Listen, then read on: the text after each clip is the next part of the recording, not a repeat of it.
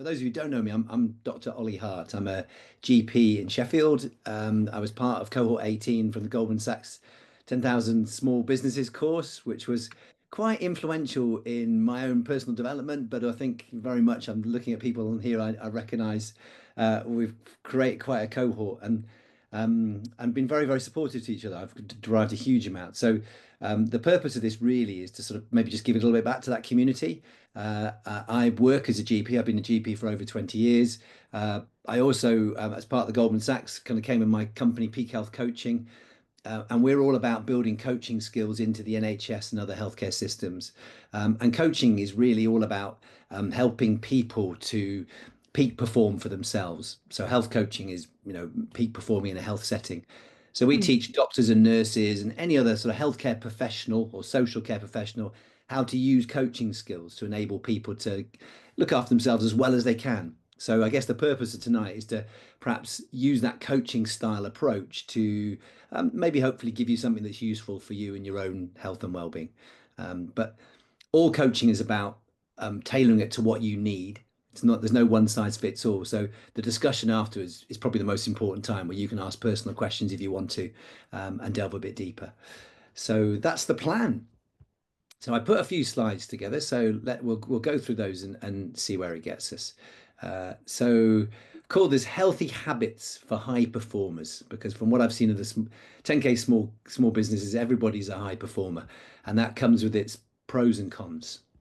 Uh, so when we do our training as a company, we often start with this slide, and often the first thing you hear from somebody is usually the most important. And the essence of what we do in coaching is we try and get people to think well. And so tonight, my aim is to try and help you to think well. For yourself, maybe for your colleagues, maybe for people you might pass it on to. And we draw quite a lot on the writing of an American psychologist called Nancy Klein. She's written a lot about thinking, written a book called Thinking Time and More Time to Think. And one of her favorite quotes is, "The quality of everything we do depends on the quality of the thinking we do first." So if we can kind of set up positive, productive thought processes, usually things follow on from there. Now, Nancy Klein talked about 10 components of a thinking time. And don't worry, I'm not going to go into all 10 of them. But just for tonight, what I'm going to focus on are these top three here. And I think they're quite good tips for working in teams anyway, really. So if you want your teams to think well, it's really good to pay good attention to each other. And that means at the very least, you don't interrupt each other. But ideally, you're really listening to what's going on with such curiosity that the person who's talking can tell. So I can see you all looking attentively at me now. It's making me feel good. When we're talking with each other later on, perhaps just make sure we give each other good attention. Now that's fine as long as you know you're going to get your turn. So equality is another Mm. really key feature, I think, of any time we run things. So if you're talking a lot, just be mindful that other people may want to ask things. I'll try and bear that in mind myself as well. And the last thing for tonight is just ease. We tend to think best when we're nice and relaxed. So from my point of view tonight, this is all about your time. You can drop off whenever you want to, get up, go to the loo, have a drink. There's no stupid questions. It's really just a relaxed session for you guys. So I'll just put that on the table to start off with. So what I was intending to cover then, so I thought I'd just touch on what is it that contributes most to long-term health. You might surprise you. Why quick fixes don't tend to work. I thought I might just touch on the science of that a little bit. And then we'll get into the main sort of crux of the night, really. What are the warning signs that you need to pay a bit more attention to your health? And then we're going to talk a bit about the value of habits, and then finish with the kind of the two that I put in the paper, really, around what sort of things can we do to maintain high energy and sharp thinking. And I think in business, in life in general, I think those are the two essential ingredients that keep us peak performing. So we'll dive down a bit onto those. So this is something I do a lot in the healthcare system, actually. And when we're in a room together, I'll often label one end of the room the healthcare system, and the other end of the room people or patients on their own. And I often ask people, where do you think the optimum balance sits on this line, if you like, as a scale? And I get people to, if we're in a room, just to literally plant themselves somewhere visually on a line. But for the purpose of tonight, I'm going to get you just to perhaps use the chat box and score sort of what percentage out of 10 the patient should take compared with the system. So if you think that it's all about what people do for themselves, you're going to score 10. If you think it's kind of like 70% the person, you're going to score 7. If you think it's 50-50, you're going to score 5. If you think it's all the healthcare system, you're going to score 0.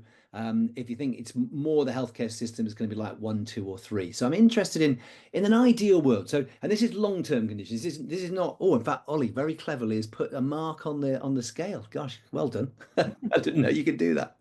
Um, Not talking about if you had an emergency where you get rushed into A&E and you want instant treatment. More those long-term things. So looking after your kind of your metabolism, looking after your pain system, your mental health. So let's just. I have to quickly stop sharing to go to the chat box and see what you've come up with here. So, okay. So Fiona's put 8, Dupley's put 8, Rob's put 9, Lucy's put 8. Okay, brilliant. Yeah. So actually, you're pretty much consistent with what the evidence suggests and what most people um, go for. You will find sometimes people will go back to around sort of 50-50 because there's definitely a part that the health and social care system plays. Um, but actually, what the evidence shows us is that the role the patient takes themselves in taking responsibility, and then the role perhaps the healthcare system takes in helping people to respond in building their knowledge, confidence, and skills is by far the more important. And if I just show you some evidence around that, when they do studies to look at this, and they've done these on really big scale. Um, this is a collection of studies. I just quite like the way they present this, and it's been reproduced many times, even since 2012 when this paper was published by the King's Fund. And what kind of is perhaps a bit disappointing to doctors like me is that always when they do these studies, the healthcare bit, the dark purple bit, 15%, 20%, 25%. In this study here, it's a bit old now, but they modeled what would happen if everybody followed doctors' instructions absolutely to the letter, did everything they said all the time. Now I'm a pretty good doctor, I think, but I'm pretty sure most of my patients don't do that. Most of the time they do half of what I do at best, I'm sure, what I say. So the things that matter much more than healthcare are what people do for themselves, their health behaviors, or their sort of social context. So what really matters is what people do for themselves in their social context. It far dwarfs what we do in healthcare. So whilst it might feel really tempting to just want to rely on just following the doctor's instructions or just letting the pills take their effect, actually they really don't have anywhere near as much effect as what we do. And actually, you guys are absolutely spot on with scoring it. And when I've done that, I've done it with literally thousands of people. Probably the median's around about 70-30 that people intuitively score it, even patients with some of the most significant sort of health conditions. So you're absolutely spot on there. So I guess it's really worth talking about the role that we play then, because no matter how good your doctor is, no matter how good your health system is, what really matters is what you do. Um, and in the paper I wrote, I guess, put a little bit of a warning in there, really, that we all love quick fixes, don't we? We love hacks. We love life hacks. You know, we can look for them in business, we look for them in life. Um, but unfortunately, when it comes to health, they really don't work. We tend to get used to anything that we put in our system. And the reason we do that is because we're programmed to adapt. It's the way we've survived. We adapt to our conditions. If we have more of something, we have 1 cup of coffee, it stimulates us. If we start to have 2 or 3 cups of coffee, we get used to it. It doesn't have the same effect. And that's the same across the board in terms of likes on social media, the sort of the kick we get from drugs, alcohol, cigarettes. We adapt to all of them. And it is for good reason, really, because too much of a good thing's not good for us, and we have to be able to adapt to our conditions to survive. So if the conditions change, we have to pull ourselves back to kind of normal, if you like, to being able to adapt in the middle. And we call this in healthcare 2 phrases. We call it tachyphylaxis and tolerance. And the tachyphylaxis is one of those silly posh words, isn't it? But basically, it's a phenomenon that if you have a dose of something, let's say a cup of coffee or a stimulant of some sort, and you space them out over time, generally, as you repeat the doses, your response to them decreases. And that's a really common phenomena. The other thing we can do is if we have continuous close exposure to things, so we're continually having exposure to something regularly, we develop tolerance. So just the effect again just tails off. And the reason that happens, don't worry, I won't go into any more detail than that, is that in our nerves, in our receptors in our body, the way our chemicals work in our body, um, initially we have a whole load of receptors ready to receive the chemicals or to receive the stimulants. But over time, if you keep doing it after repeated exposure, you down-regulate those receptors. So the body stops the volume of kind of impact that it can have. And that happens with internal stimulation or external stimulation.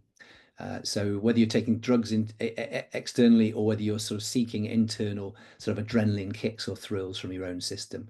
Um, so it's a bit of a bugger because it means that we can't just hack ourselves by just, taking a tablet or, sort of repeatedly sort of like soothing ourselves with sleeping tablets, let's say, or picking ourselves up with caffeine. Um, and the other thing I wanted to talk about, as well as adaptation, is that we're programmed to have a protective brain. And this is quite an important concept to get across. It comes into pain management, into mental health, into other things. And our brain is purposely set up to protect us. It has its boxing gloves on, really. And the way it protects us is it senses what's going on around us. So it'll have biological input, so nerve stimulus or hormonal stimulus that will affect the brain. But we also respond to thought processes, particularly memories. So, if we've had a memory of something perhaps having hurt us before, it creates a kind of particular effect in our brain. If we've had a previous experience, if our mood is low, and our social context also plays a big part in our brain. So, and what our brain has to do is make sense of these inputs that are coming in all the time. And it sort of decides whether or not, in terms of our health, whether it needs to make symptoms for us. So the brain decides on the basis of, if you like, the threat level, from the biological, the psychological, and the social stimulus to it, whether or not it feels like you need protecting. And as a result of that, it'll often make symptoms. Usually, and particularly sort of like high performing people, we're pretty good at just trying to blot out those warning signs. We're starting to feel a bit tired, we're starting to feel a bit thirsty. We'll just ignore it, we'll just push on. So our brain has a mechanism for overriding that. And that brings me into the warning signals, really. So our brain, you have to think, our body is programmed to adapt and our brain is programmed to protect us. So in fact, I'm going to skip over this metaphor. I'll come back to that. So the signs that we need to be aware of are really our brain's way of grabbing our attention. And I would say these probably fall into a traffic light system, really, for me. So the first warning is when we start to feel our mood dropping down. So we get a bit tetchy and irritable. We might start to feel a bit sort of cantankerous. We might be snappy with people. I think that's the sort of first sign that the brain is wanting to try and protect us. But the next two, and I'm sorry it's not quite lined up there, the next two that I think are really important for us to pay attention to are when we start to get overwhelmingly tired, when we get fatigue, or we get persistent pain. And these are the brain's two main levers to grab our attention when we're not paying attention properly. Now, of course, we're all going to have pain as a good marker of something going wrong. We've stubbed our toe, it's a warning to not move. We've broken our leg. There's damage. It's a good marker. Similarly with fatigue, there's good fatigue, isn't there? We've had a really hard day. We've kind of run 10 miles, whatever. We feel tired, we recharge. But what the brain does if we continually try and push through is it makes these chronic, and it kind of embeds them in sort of like for the long term, if you like, really. So chronic fatigue and chronic pain are really the brain's way of trying to protect us and tell us that actually we're not paying attention to not looking after ourselves. And so it's just, I guess, to be aware of those, and kind of they're a sign that perhaps you need to pay proper attention to your health. And when kind of real chronic fatigue and chronic pain set in, it can take a number of months to unwind those processes. And we can come back to that perhaps a bit later on. But the real red alert for me is when, despite these warning signs, people try and get round them by over medicating. And by that, it can be sort of like medications the doctor's given you, but it can also be self-medicating, alcohol, cigarettes, over the counter, sort of painkillers, or even sort of, illicit drugs, people taking sort of cocaine and stimulants to keep themselves going, or really pushing on with painkillers to try and get on top of their pain. So when you get into that cycle, that's a real red alert that you're just not listening to your body. Um, we can come back to talk about these a bit later. So I suppose that brings me on to, well, if we can't hack our system, what can we do that helps us to perform better, really? And the title of the paper I put out, it sort of auto corrected actually, to joyful habits, and I left it because I was finally feeling a bit tired at the end. But I suppose I really want to call these healthy habits, and the focus here really is on habit, uh, because whilst habits can be quite hard to establish, once you can get them in place, they become really easy to maintain. Um, we like to kind of adapt, which means we like to kind of have really simple thought processes. So once we've got a pattern of behavior that's kind of like our normal habit, we tend to stick to it. If I asked you what you had for breakfast this morning, chances are it's pretty similar to what you had morning before, unless you've got a particular regime. But if I ask you the way you drive to work or the way you get to work, it's probably pretty similar. So we don't even think about it, do we? Do you know, when we get out of the bed in the morning, we open the fridge and we pull out the same thing. So once habits are ingrained, they're emotionally really easy. So they're sort of like they produce less cognitive load for us. So we tend to just naturally do them. So if we can build in healthy habits, it can become just really easy to maintain things. So habits are really crucial. I'm going to talk to you about some things you could set up, but there's two really important rules I think to hold in mind above anything before we talk about any healthy habits.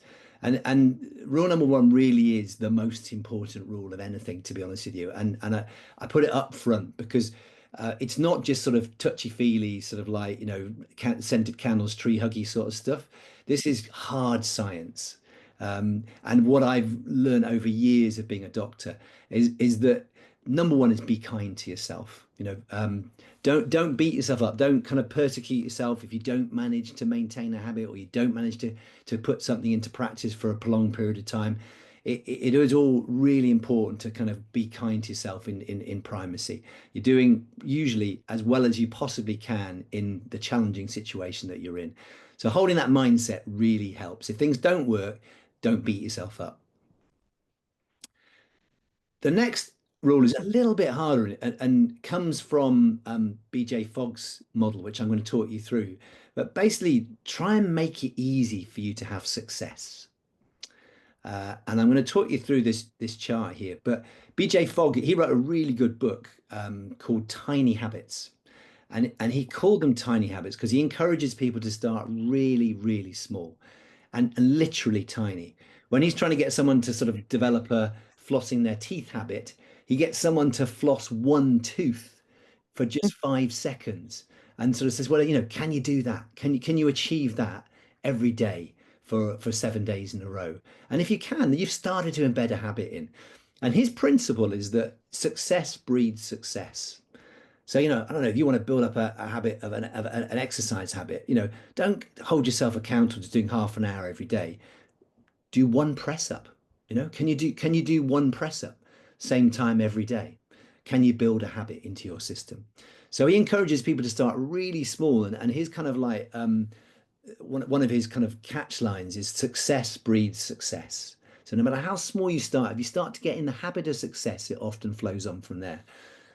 But to take it a little bit more sophisticated, he has this BMAP model so that you're more likely to achieve a behavior if you think about the motivation, ability, and prompts.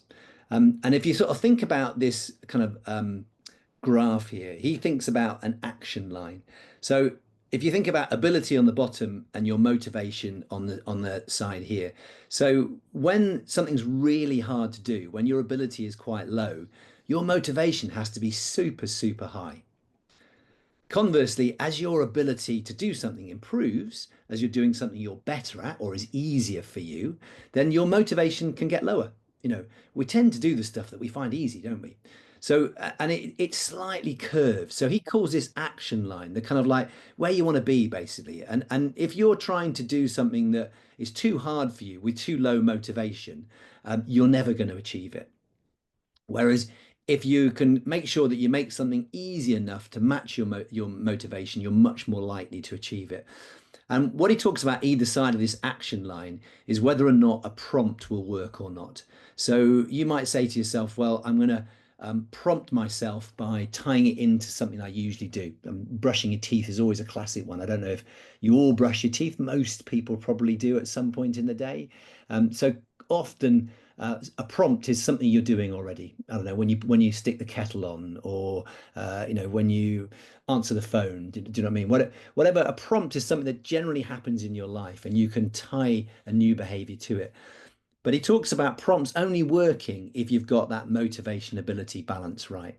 So when we're going through thinking about things on from here, just think to yourself, what I'm attempting to potentially develop, is it easy enough for me? Or do I have enough motivation to make it more likely to happen or not? And so is a prompt likely to work or not?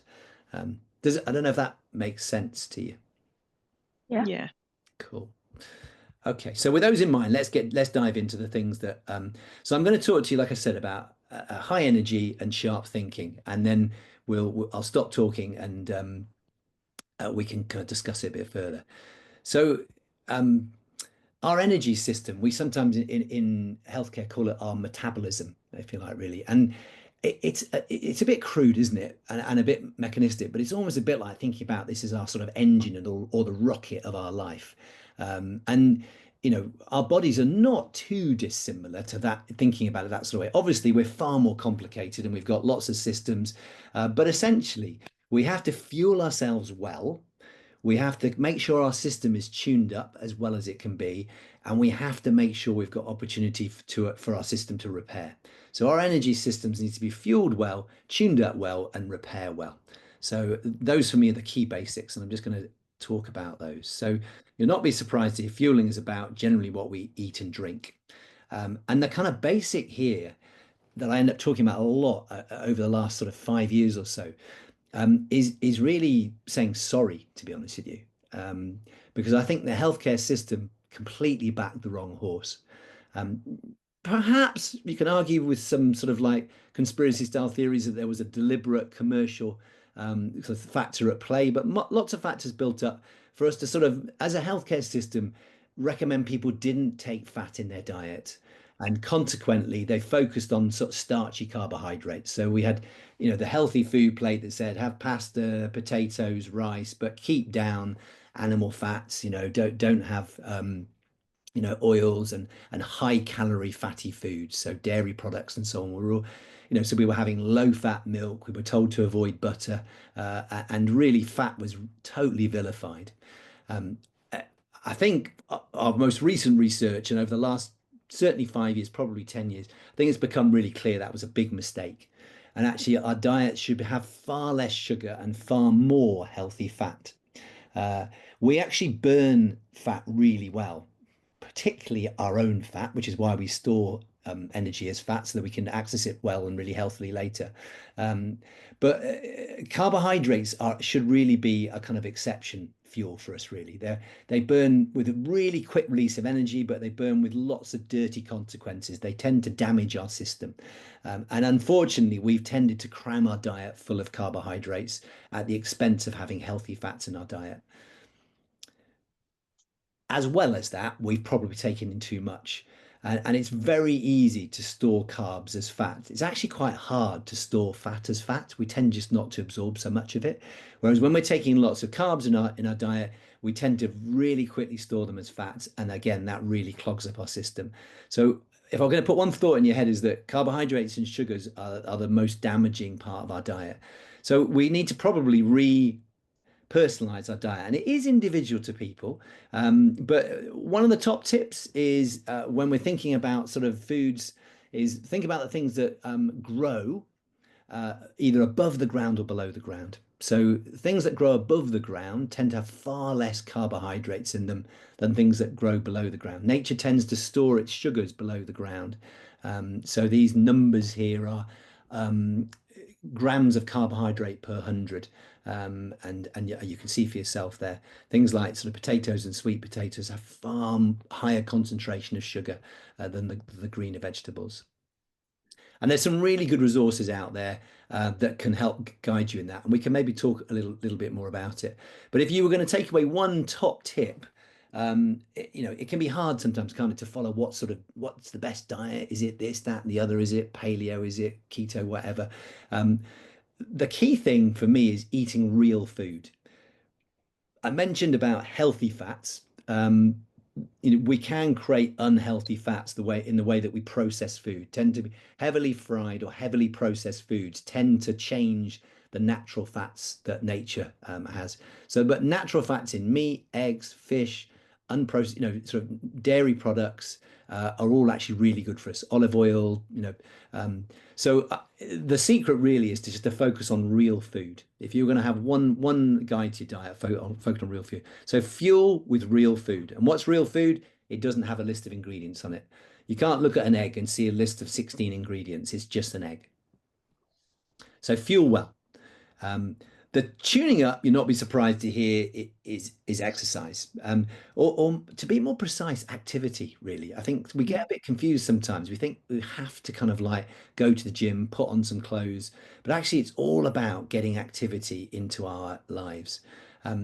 What's the recommended dose? Well, the guidelines say at least 150 minutes a week of moderate activity in at least 10-minute bursts.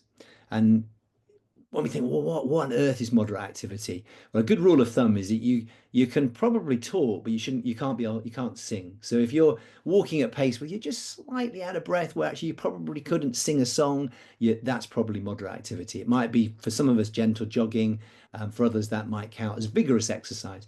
And in fact, when it comes to vigorous exercise, you kind of get double the bang for your buck, where you can probably get as much benefit as you will from 75 minutes a week rather than 150. So, and alongside sort of like that aerobic activity, we get a lot of benefit from strength work, and particularly strength work. I'm going to highlight that. There's a massive overlap with that and how we process sugar as well. If we've got bigger muscles, we process sugar much better. We can get away with a poor carbohydrate balance a bit better. So there's a double whammy for that. And we can talk a bit more about that. So what I'm hoping to do with this is just plant a few seeds of things that maybe we can come back to, or things that you might think could be a possibility for you to address in what you do in terms of thinking of new habits. Um, so the repair aspect is sleep. And I don't think you can underestimate the value of sleep. And again, as business people, we often use this as a kind of like a quick fix, don't we? We think if we just work a bit longer, if we just awake for a bit more, we can put more time into our business, in time into our fuller life. But actually, that's a real false economy, because if you don't repair, you build up all sorts of problems. So again, I can talk a little bit more about the science of that, but I thought I'd get pragmatic and talk about the things you can do to improve the quality of your sleep. And it comes into your environment, your behaviors, and how you think about sleep. Um, the environment you probably know, but just to be absolutely sure, we tend to sleep better when it's absolutely dark, it's cool, and it's quiet.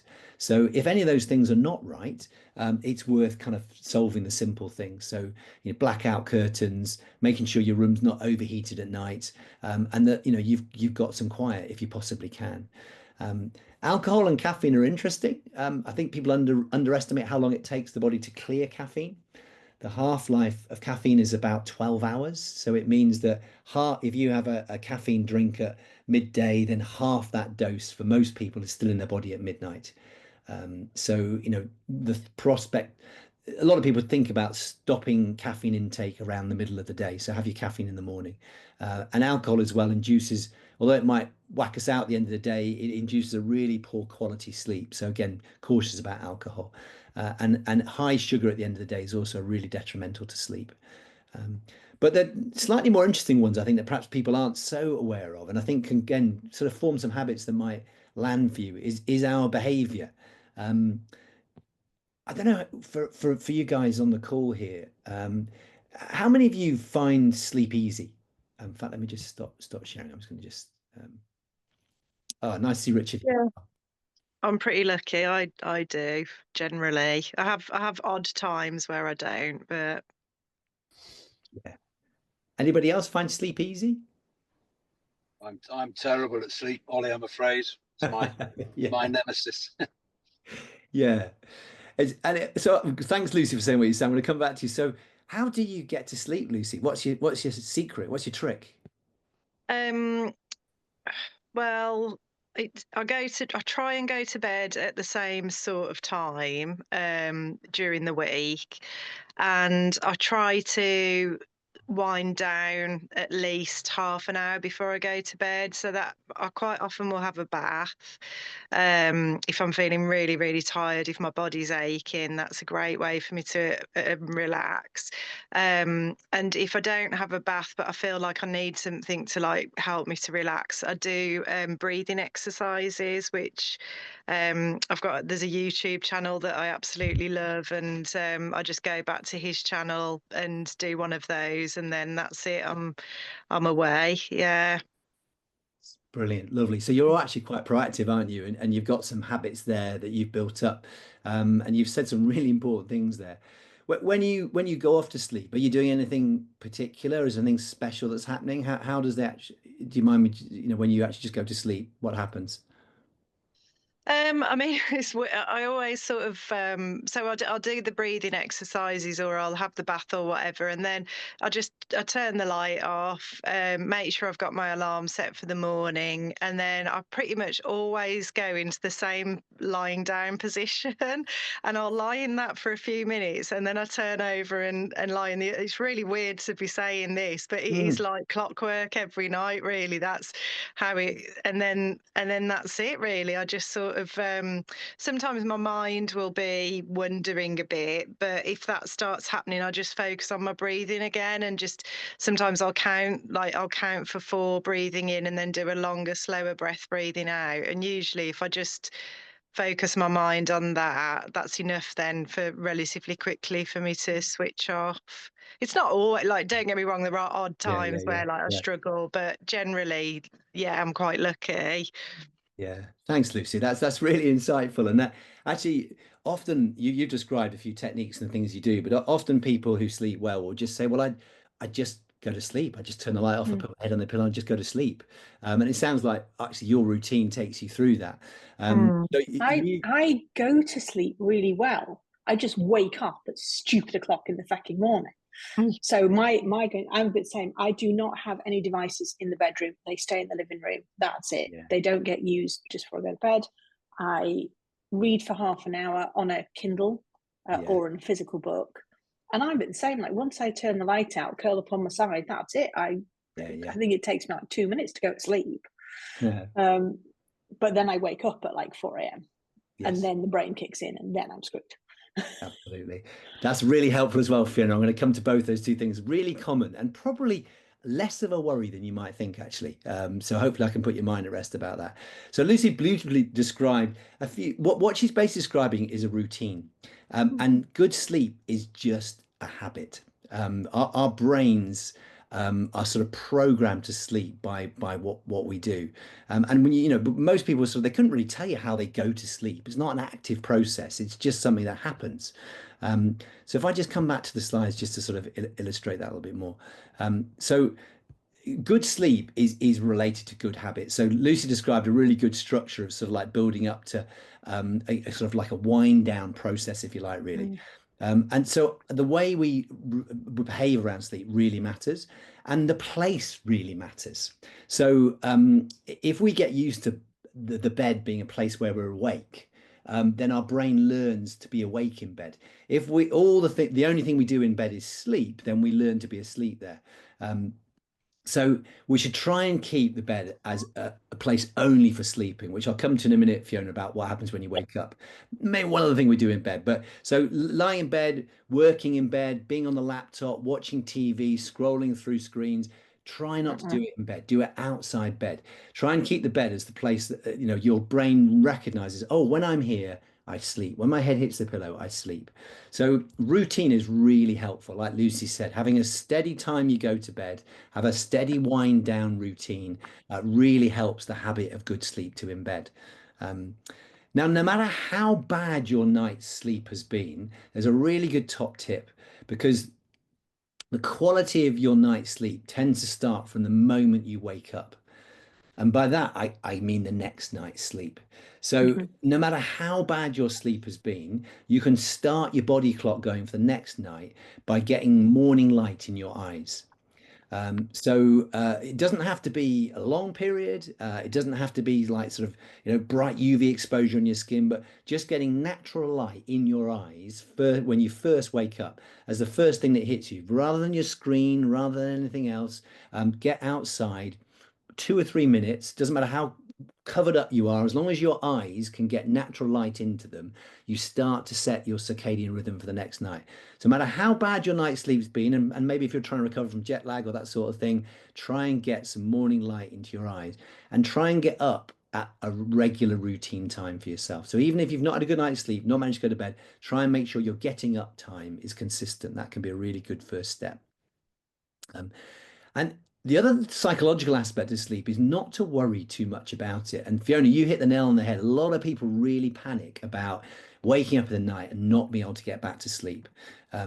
So I always try and reassure people that, we all think we have to get 7 or 8 hours sleep a night.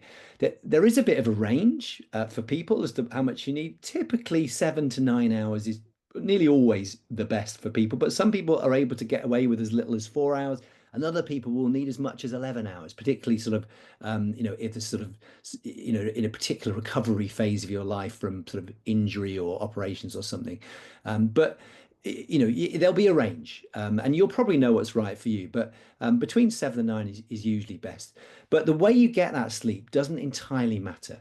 Now, the first 2 to 3 hours of your sleep is when your brain gets the deep sleep. And that's the sleep you really need. If you get deprived your deep sleep over a prolonged period of time, we actually die. Our brain can't function without it.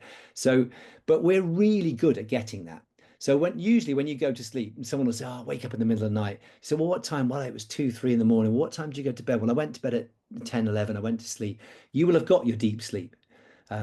The rest of the night is made up of kind of like going in and out of what we call REM sleep and light phases of sleep. And quite often you'll wake up, particularly people of our age and sex, Richard, you and I will often wake up needing to go to the loo, the prostate's playing up, and you in that light phase, you'll notice your bladder and want to go to the toilet. You might then have intrusive thoughts from the day be enough to wake you up, like you say, Fiona. One of the secrets is to try not to stay in bed. Don't stay in bed tossing and turning, because you're conditioning yourself to being awake in bed. So actually, the advice from sleep experts is, yeah, you might be awake for a little bit, but if you're not getting back to sleep within sort of like 5 or 10 minutes, it's better to get out of bed. Take yourself off. Then those natural cycles of sort of lighter and deeper sleep last about half an hour or so, most people.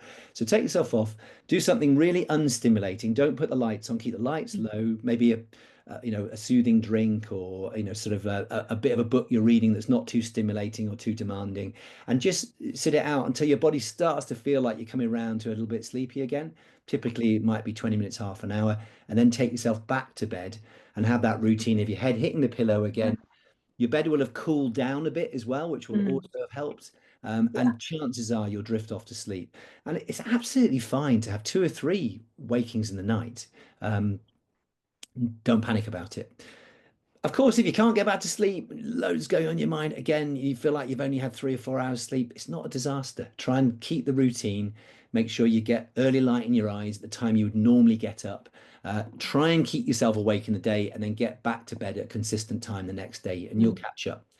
So the psychological aspect of sleep is not to panic about it too much. I don't panic about it. I just kind of go, oh crap. So I get resigned to the fact that, oh, another night and I'm going to sleep. But I haven't tried the getting up, so that's a good tip. Might be I'm going to a new try that habit. next time. It might be a new habit. Yeah. Okay. I'm conscious I'm dragging this out actually, but I'm going to of course, you know, we tend to play out the stresses from the daytime at nighttime when our brains are still, either when we're going off to sleep or when we wake up in the night. So sleep is, again, a real poor sleep is a marker of thinking about your stress management in the day, which we're going to come on to. So last three things I'm going to focus on is around sharp thinking now. And there is quite a lot of overlap. Your brain works well when your engine is working well, if you like. Your brain is your most metabolically active organ. So getting all those things right and you know, it makes for good thinking. But there's a couple of other things I think that are really important that I was going to focus on and I wrote about in that paper. So stress, positive psychology, and autonomic balance. And I won't string this out too much. Another 10 minutes, then we'll go to questions. So you're probably familiar with this. I nicked this off a picture off the internet, the Mental Health Foundation, Scotland. This concept that stress is not altogether bad. Actually, stress is actually quite good for us. And there's this kind of concept of having optimum stress in our life. You know, if you're training for an event, let's say, Bali, I know you do a lot of running. You know, if you're training to improve your physical fitness, actually putting your body under stress, exercising and stressing a bit helps you to adapt well. You know, as I said, we're adaptive people. So a bit of stress up to a certain point is really good. In fact, probably more stress than we might think is necessarily good for us. But of course, there comes a point where too much stress becomes really damaging for us, and it becomes a real problem. So having ways of kind of telling whether or not our stress is too much or too little can be really helpful. And actually, this is where tech can be really helpful. Heart rate variability is a really good biomarker that we can check. So when you get these watches, when you get these sort of like apps and so on, things that track sleep, things that track sort of other parameters in your body are rubbish, really poor. But your heart rate variability is really accurate. So whatever you got, I would recommend sort of like an Apple Watch or a Garmin watch or something like that. They don't have to be super expensive, but they have a marker of stress on them. There we go. And they'll do that through heart rate variability. And it sort of comes into the autonomic bit I'm going to talk about in a minute. But basically, it's healthy for our heart to be varying in its rate. So as we take a breath in, it tends to speed up a little bit. As we breathe out, our heart slows down a little bit. So there's a natural variation. When we get stressed, that variation goes and we just metronomic, boom, boom, boom, boom. And tracking that is a really good marker of your stress levels. So I just put that in as a top tip because it can help you to guide you as to whether or not the resources you're using are helping or not. So we'll perhaps talk a bit more about that, but I'm sure you'll all have ideas about things you use for stress management. Lucy talked about some breathing, which I'm going to talk about in a minute. But whatever resources you're using, it can be useful to track it via heart rate variability. So next thing, and I know I've said a lot, so I'm not going to go into too much detail again, is around positive psychology. And I love this picture of this guy. I don't know if anyone knows who this is. I'll be surprised if you do. Don't know if any of you have read a book called Flourish. No. He's a guy called Professor Martin Seligman. And I love his story because when I was a medical student, sort of like a while back now, he was really famous for the theory of learned helplessness. It was one of the theories behind depression that, and he did it from animal experiments that basically if you put animals in a condition where they'd have no options, they put rats into sort of like situations where they couldn't escape. After a while, even if you put a ramp down for them to escape, they wouldn't get out. You learn helplessness. And he did all sorts of horrible experiments around, you know, what sort of things kind of teach us to be hopeless, if you like, really. And he became very depressed. His research focusing on depression made him quite clinically depressed. So I knew him really famous for that. For theories of depression, but I didn't realize the rest of the story. But he cropped up again later in life when they'd written this book called Flourish. And halfway through his career, he said, sod this. I'm so fed up with researching what makes you depressed. I'm going to switch it over. I'm going to research what it is that makes you happy and flourish and helps you to feel positive. And he came up with this mnemonic PERMA. and positive emotions, engagement, relationships. Does your life have meaning and achievements? And for this, I'm going to focus on engagement because I think this is a really underplayed one. And what he talks about here is what some people call the flow state. So doing something that keeps your interest and keeps you intrigued, but feels enjoyable. And the secret here is finding something that you like doing that's a little bit challenging. So it could be like, riding a mountain bike fast downhill where you have to concentrate. Could be like doing some knitting or doing a crossword, something where you have to use your brain, but you're enjoying it. So it can't be so taxing, it's stressful and annoying, but and it's usually something you're quite good at. So you're good at crosswords and you enjoy doing them. You're good at riding a bike fast, so you enjoy it, it's a passion. So that's the one I'm going to put my attention on is what do you do that puts you into flow state? Probably Ollie might think about that when he's doing his climbing, perhaps. And the last bit before I shut up is to draw your attention to the autonomic nervous system. I don't know, as the last one, has anyone heard of that? The autonomic nervous system? I've heard of parasympathetic. That's mentioned a lot in the breathing exercises, Yeah, tapping into that system. absolutely. So a lot of what we do to stress relief is we're encouraging stimulation of the parasympathetic nervous system. So it's worth just having a little insight into this, is that our bodies are complicated, but we basically have sort of two background systems that control how our body works, the sympathetic and the parasympathetic. The sympathetic system is our what I call your on system. It's kind of like keeps you alert and awake. It makes your pupils wide so you can take lots of light in. It gets you breathing quickly so you got lots of oxygen. Your blood pumps fast. Your guts stop digesting because you want to put all your blood into your muscles and into your cardiovascular system, and it generally makes you feel quite alert and sort of full of energy to some degree. You mobilize energy giving carbohydrates in your system. Conversely, and it's sometimes called your sort of flight and fright system because it gets activated when we're panicking or when we're sort of frightened, but it also gets activated when we're kind of like really performing, high performing, which we often do a lot in business, don't we?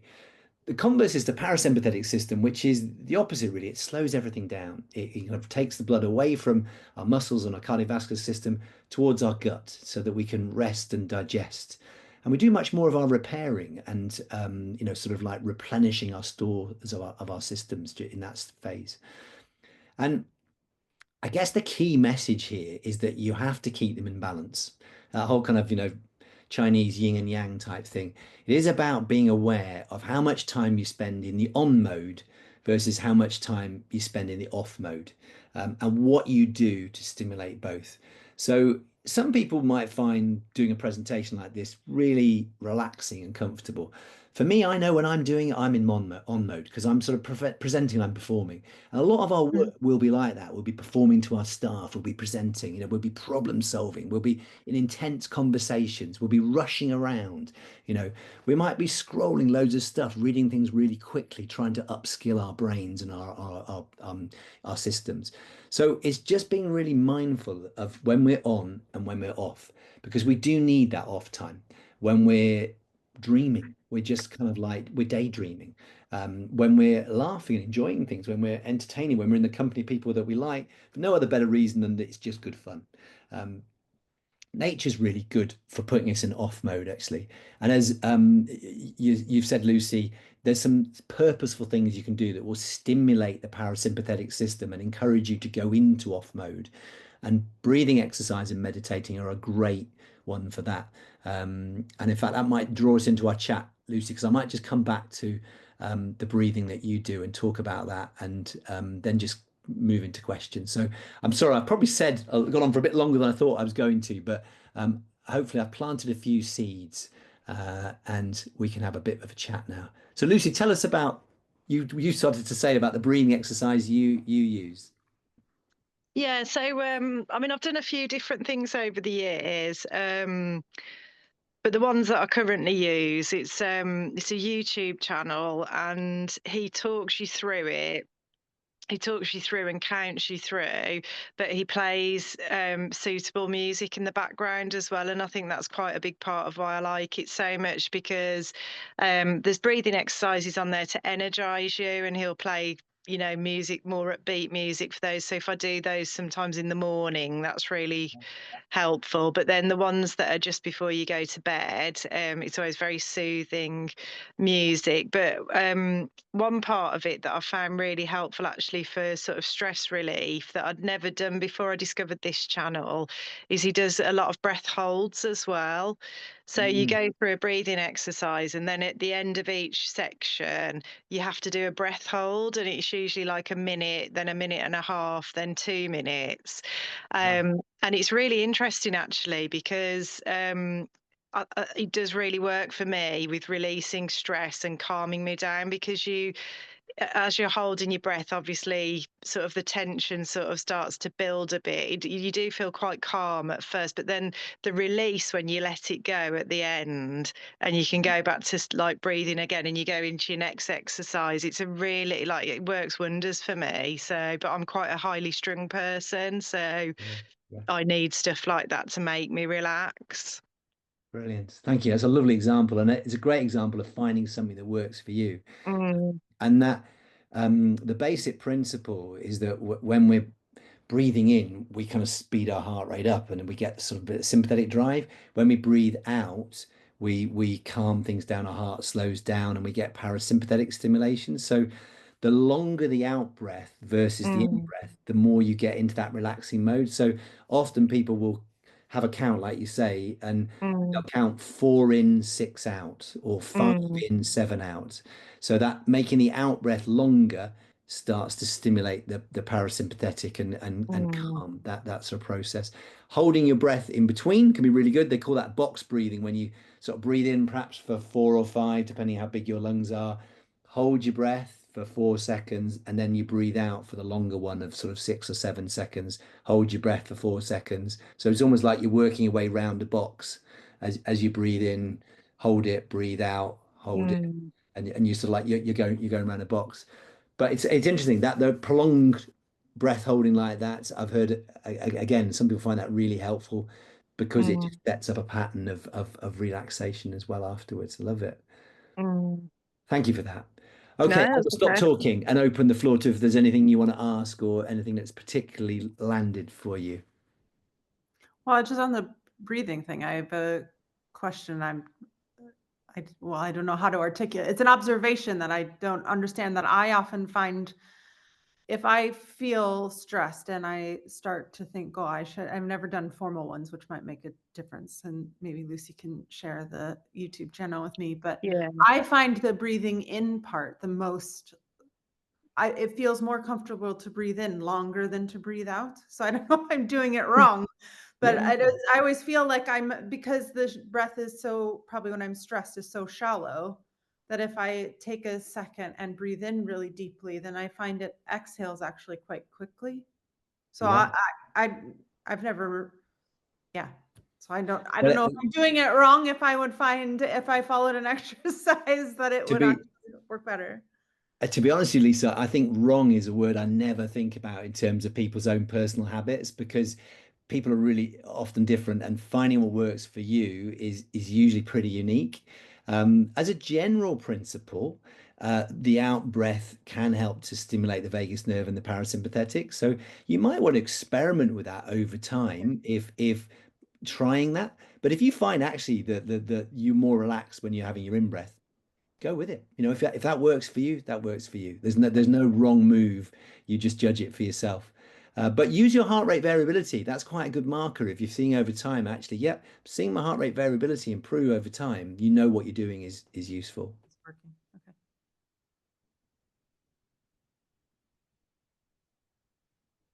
Okay. Ollie, hi, thanks for that. I had a quick question about getting natural light as early as possible. Mm, I wake up quite early. mm, So I'm normally, weekdays, normally up about 5:30. mm, This time of year, there's not a lot of mm. natural light about. Yeah. And so how do I get around that? Do these happy lights work? The electric Yeah, plug-in stand lights? absolutely. Yeah. That would do the same thing, would it? That's the same idea. Exactly. So the sort of the light's designed to give you natural UV, stimulate Yeah. that same sort of thing. But in a way, Rob, I think routine is probably more important than the gadget. Do you know what I mean? Mm. So Mhm. if you're regularly in a routine of getting up early, even when it's dark, Yeah. and you've got a regular bedtime and that's working for you, then don't worry about it at all. You know, it's not that you need to kind of get up later. So the first thing is natural light. Right. Okay. You know, Yeah. that natural light in the morning is a way of making sort of like sometimes refreshing your natural rhythms. But if you're already in a natural rhythm, then you're probably doing fine. You might find there's still a benefit to natural light when it's around. So you might want to Yeah. wrap it into your routine that as the sun starts to come up at sort of 7:30, whatever it is, you just plug in, right, I'm just going to go outside for 2 or 3 minutes, 5 minutes maybe, just get a bit of Yeah. fresh air and get some light in my eyes. Again, that might just reinforce that cycle for you. We're probably okay. I've got dogs, so I have Yeah, that there you morning go. routine of Perfect. walking the dogs. So yeah, no, that's great. Thanks, Ollie. Thanks. A dog's a great way of getting outside, isn't it? Yeah. I cheat and set my lights to natural daylight. Yeah, It's great. one I of mean, my there favourites. are tools that they're great. So the natural daylight giving lights are really useful, and can counter the kind of fluctuation in daylight that sometimes people are really sensitive to. You know, they get this kind of seasonal affective disorder, and they can be really helpful for that. Yeah. Ollie, I was just going to say, it wasn't a question really, just I think a lot of the habits, and I've been trying to perfect my rituals for about Mm. 6 or 7 years now, and I've played around with all sorts of things.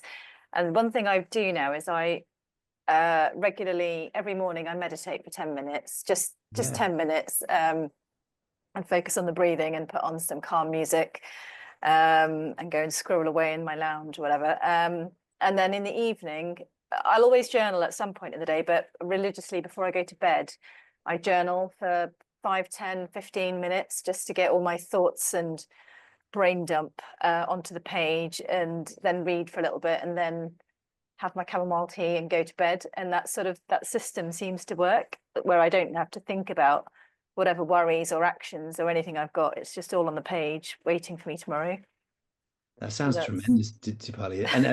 And perhaps I can just draw on you a little bit. So how did you manage to set those habits up? Did that all just happen boom like that, or was there a Oh, process you went through no, to it's been get a that in? process. It was Yeah. years ago. My business coach at the time told me to go and read this book called The Miracle Morning. There's lots of books, Yeah. but Yeah. and there's this acronym called SAVERS, and it's basically you do 6 things first thing in the morning, like wake up at 5 o'clock, and you do meditation and affirmations and exercise, and so I've kind of adapted it to suit my life, and I try and still do 6, but not necessarily all at 5 a.m. I try Yeah. and make sure I do 6 throughout the day, and some of them being in the morning, some during the day with exercise and things around the kids and work. But I always finish off the day with journaling before bed. It's kind of my non-negotiable now. Sounds brilliant. I mean, you had me at 10 minutes meditation and journaling at the end of the day. I think that sounds tremendous, like, and Yeah, way more than most people do. But yeah, I think sometimes these books will kind of encourage us that all these things we must do, and if we don't do them, we're not going to get optimum health. But just having a couple of habits a day, like you've got, that's hugely powerful. yeah.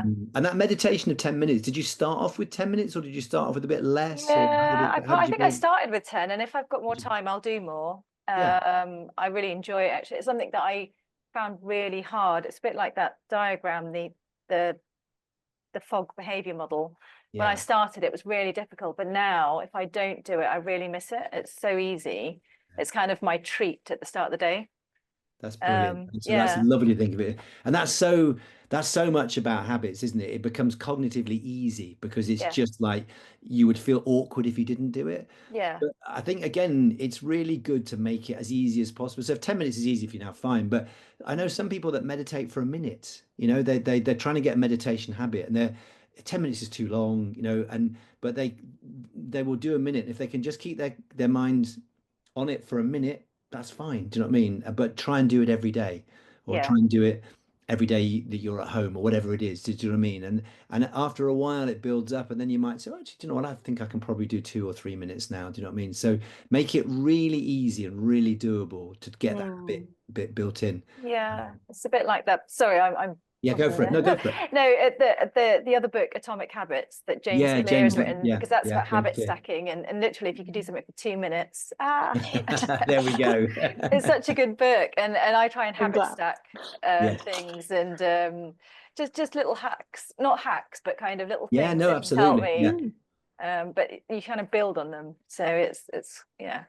Yeah, it's interesting, isn't it? As me saying there's no hacks, it's like I don't think there's a external quick fix, but there are kind of like tricks and techniques to help you establish habits. And I think James's book and BJ Fogg's book both really full of those. But again, don't the trick is rule number one: be kind to yourself. Do you know what I mean? Just whatever you do, don't beat yourself up if you're not managing to do it, because that's totally counterproductive. Do you know what I mean? Just be kind with yourself, and if you can manage to do anything, that's a super bonus. Yeah. I literally bought it like 2 days ago, that book, and I was like, just gonna try and get a bit more. So I'm glad to hear it was. You thought it was good. Yeah. Yeah, it's good, Fiona, but don't do everything he says at all. Just, the secret is to sort of like find one or two things in there that you think are doable for you and that like make sense to you in your life and what's going on. And once you've mastered some of those, or they haven't worked, dip back into it again for something else. Sort of like just don't feel you have to do everything. No, he talks about marginal gains. It's the 1%. Yeah. That was what Dave Beresford used for the Sky cycling thing, isn't it? Yeah. Just little tiny accumulation of things. Yeah. I think the be kind to yourself thing as well. I don't know whether anyone else has noticed this, but I've really noticed I feel so much better after a break at Christmas. Yeah. And it's really made me realise how much I was running on empty last year. We only had a week's holiday last year. It was a really stressful year for us. We had a lot to deal with. And like you said, I just kept powering through, thinking we'll just keep going, and getting really tired and quite irritable. And having had that break at Christmas, I realise now we've got holidays booked this year, and I've just realised the importance of it, because I totally feel like a new person after having had a proper break. It's just so powerful, isn't it? And it's so easy to just ignore and press on, and even during the course of the day as well, just eat your lunch at your desk and, just keep going. But actually it's counterproductive. Yeah, we all have to do it sometimes, for coping with stressful periods with kids or with family or with work or whatever, but you can only go on so long. But I think that cultivating that voice in your head that is on your side, do you know what I mean? Because often we have some persecutory voices, oh, come on, Lucy, somebody else would try harder than this, somebody else would pull through, or if you just did a bit more, you'd be all right. It's kind of nice to go, actually, you really are doing your best. I don't think anybody else in your situation would do any better. You got a lot on your plate. Give yourself a bit of a, bit of a break. It's fair enough. You're having a really good stab at it. This is really tough stuff. I'm not sure anybody else would be able to do any better than this.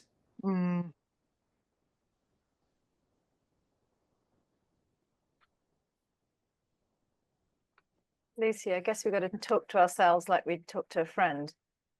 Yeah, I tell the kids to do that, I tell the kids to do that. And so it's so often you give your kids all this brilliant advice, and then you're like, you don't I take actually it. need to do this. But you're right, yeah. Yeah, It's in the very end of the day, easy to see it as- the danger with things like this is that it is come across as telling. Do you know what I mean? And I was sort of hoping just to put a few things on the table, but you have to find your own way. Do you know what I mean? And I guess the essence of any coaching relationship is not around telling people what to do.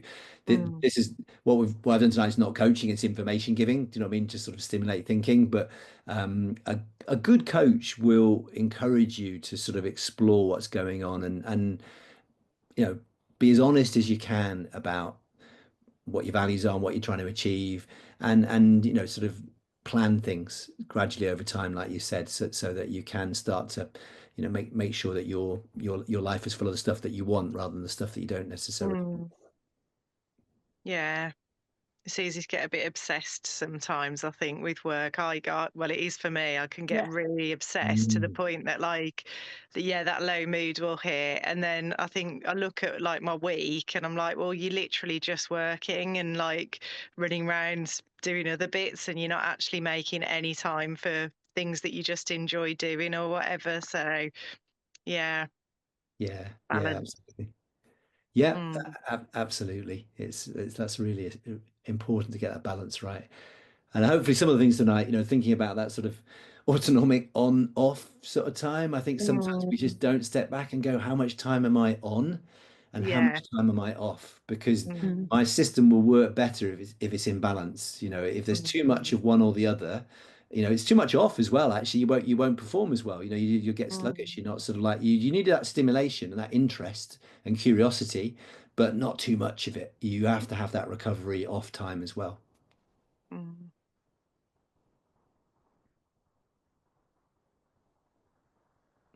How do you, Ollie? Sorry, Mm, got another question. go for it. The last bit you talked about flow state, and I understand the concept, and I'm sure there's certain activities that I do that I get into flow, but I'm quite finding it quite difficult to pinpoint like exactly what I would do to be in flow where it's still challenging and stimulating for my brain, but easy enough to do. So it's not work related, is it? Or is it? No, no. I mean, I think it's an interesting. I raised it because I think it's an interesting one that we sometimes overlook, and Mm. um, I would say, deeply with someone like you, the risk is that you'll be looking for too many things to do. Do you know what I mean? Your secret may be to sort of say, you know what, you're doing enough. You're doing really well. So I think sometimes for some people who struggle to find a habit that they can pick up, the flow state one can be quite nice. Sorry, forgive me for saying that. I hope that's not sort of judging you, No, no, too no. much, but the so you know you can only sort of discover your own flow state really, but I guess the principles of it, like I say, is that it should be easy enough for you that or that you enjoy it and that you feel you're reasonably good at it, but challenging enough that like you have to concentrate a bit. So I mean, I know you run. It might be sort of Oh like yeah, yeah, running on a route that you're not familiar with, perhaps. Do you know what I mean? Or perhaps sort of running slightly different pace or across slightly challenging, running sort of like through a muddy field or something like that, where you actually have to really be careful you don't slip over. Do you know what I mean? Little things yeah. like that will probably put you in flow state because you're having to sort of like concentrate and you can't think about anything else. You don't really get in flow state often when you're doing something that's so sort of monotonous and boring, your mind just wanders off. Flow state requires your concentration. It Okay. requires you to focus at the exclusion of all other worries. Do you know what I mean? Yeah, Does that I'm help? going to go for a run tomorrow lunchtime, so I'm going to try it. I'm going to change my route. Yeah, why not change your route Yeah, and sort of like maybe yeah, yeah, do run through something a the little bit field. different. But if you find yourself just drifting off and thinking about other things, then maybe that's not keeping you focused enough. Do you know what I mean? So it's Okay. not to make it awkward or nasty, but like, do you know what I mean? It has to demand your attention. I mean, like I say, I give the example of riding a mountain bike downhill because I quite enjoy mountain biking, and you really have to concentrate, otherwise you're going to be falling off, and you can't think about anything else. You're just focused on riding over the bumps and staying on the bike. Mm. So that sort of thing is quite an easy example of flow state. Mm. No, nice one. Yeah, I'm gonna go work that out. Yeah, great. Yeah, mine is knitting Yeah, because great. I'm not a good enough knitter. So one of my friends can just knit, chat, watch the telly. I cannot. Yeah, If I'm knitting, I'm just knitting. So, but I enjoy it, and I normally do pieces that are slightly technical. So I have to actually focus on where I'm at and doing cables and all this kind of stuff. But yeah, but I can't think brilliant. about anything else. Yeah, that's a great idea. And some people it's reading a book. Some people will purposely try a new skill to kind of force them to focus. Learning to play a new musical instrument. It's kind of challenging, but you want to do it and you're enjoying it. But you can't think about anything else because you have to focus on what you're doing. So finding something that's a little bit of a challenge can be good. Mm. Yeah, Nice one. Yeah, I'm just writing a couple of things down. cool.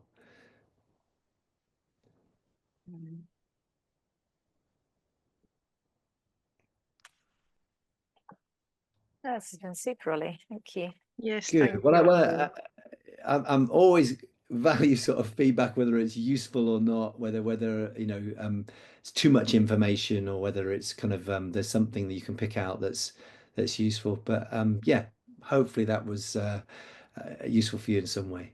Yeah. It really was. Thank Yeah. you. Terrific. Yeah. Thanks, Ollie. No, No thank you, problem. Ollie. Excellent. Well, if you're happy for me to keep the discussion on, and I don't think we've discussed anything too personal, but please let me know privately if I can easily just cut off the recording at the end of the presentation.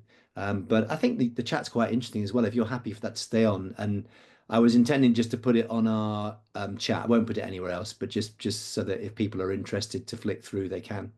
Is that all right with you? Yeah. Yeah, fine.